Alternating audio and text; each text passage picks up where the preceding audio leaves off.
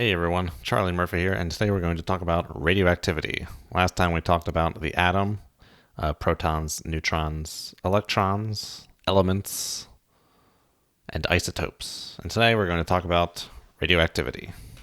So, getting into the topic of radioactivity, let's first talk about this term of stability here. So, most atoms that you see every day, like the kind that makes up your desk or wood, or water, to use the examples from the atom video. These are all made of stable isotopes, which just sit around. They're happy to just sit there. They're not trying to get into any kind of more stable state. So think of the librarian holding too many books. It's not the most stable. It's what you would call unstable, perhaps. It would really be that those books would really like to just be like on the ground instead of, waving around back and forth. And this is the same thing with a radioactive atom. It wants to get rid of excess energy to become more stable. All right, so what makes an atom unstable? Well, the nucleus simply has too much stuff in it, whether that's protons or neutrons. So in the case of neutrons, if you remember from our last video, we had gold. And we had one certain stable isotope of gold, which was gold 117. If you take, for example, gold 118, gold doesn't like having that extra neutron. Remember, the number of protons is constant, so you get to gold 118 with an extra neutron. It doesn't like that extra neutron, so it wants to get rid of it, or it wants to get rid of some kind of energy to get to a more stable state. So in the instance of elements at this point of the periodic table, what we call the lighter elements, you can have stable and unstable isotopes. When it gets into something like that has too many protons, in this instance we're talking about something like uranium or plutonium. No matter what isotope of uranium or plutonium you have, it will not be stable. They'll all be radioactive, and they'll all want to become more stable. And how do they become more stable? Well, they do that by releasing energy in the form of radiation. But today we're talking about radioactivity. So radioactivity is when you have material that is unstable and gives off radiation. Radiation is what a radioactive material gives off. They're not really the same thing, but they're close enough. You can't have one without the other. That's not true. You can definitely have radiation without a radioactive element. We'll get into that in another video. But you cannot have a radioactive element without radiation. All right, so how much radioactivity is there? We have one way of describing how much radioactive material we have, and that is to describe it by saying how many decays per second a sample has. So what do I mean by decay per second? Let's take that gold 198 we had in the last slide there. Whenever an atom of gold 198 releases energy, we call that a radioactive decay. So what do I mean by that?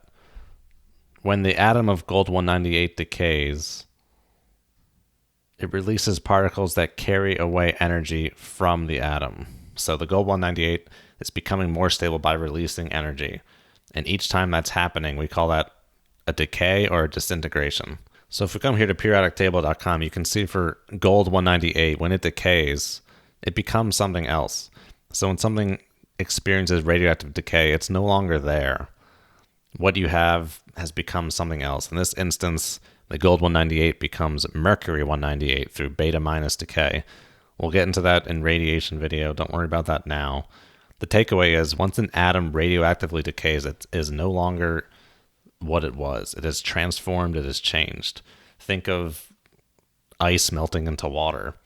The atom itself is still there, but it is no longer, in this instance, gold 198. It still has the 198, still the same number of protons and neutrons in this instance, but it changed from gold to mercury.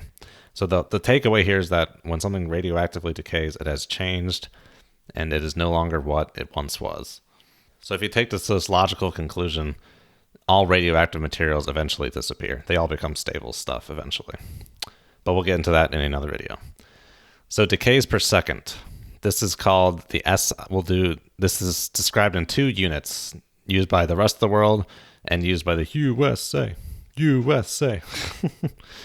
So the SI unit, which stands for International System, it's French in origin, is the becquerel, shortened to the unit BQ, and this is 1 decay per second, which is not a lot. It sounds like a lot, but it's not. The empirical unit, and we'll say US in parentheses here because it's pretty much just the US that uses this, is the Curie, named after Madame Curie of Nobel fame, shortened to the unit CI. And this is defined as 3.7 times 10 to the 10 becquerel. This is scientific notation. This just means that this number has 10 zeros after it, basically. So that's 37 billion decays per second. So that also sounds like a lot. That's not really. It depends on what kind of radioactive material you have, but that can be dangerous to a human. But you have to get in the realm of that kind of size of radioactive material to be considered deadly. So billions of decays per second. 1 decay per second may not even be detectable sometimes. This has no effect on a human whatsoever. So this is how we describe how much radioactive material we have. And this is called, I did not tell you what this is. This is activity. So we say we have a sample of gold 198 with an activity of 1 Curie, for example. That means in our sample of gold 198, each second 38 billion atoms of gold are disintegrating. That sounds like a lot. That sounds like that gold will go away quickly until you realize that any sizable chunk of gold will have several billion atoms in it, so it will take a long time for that to decay away. So as I've been kind of hinting at, and I think I've said outright, eventually this will decay away completely. How long will that take? We'll talk about that next time when we talk about the half-life. And then eventually we'll get to radiation and the types of particles that are emitted when an atom decays. Until then, I'll see you guys later, and have a good day. And be sure to subscribe for more nuclear content coming soon.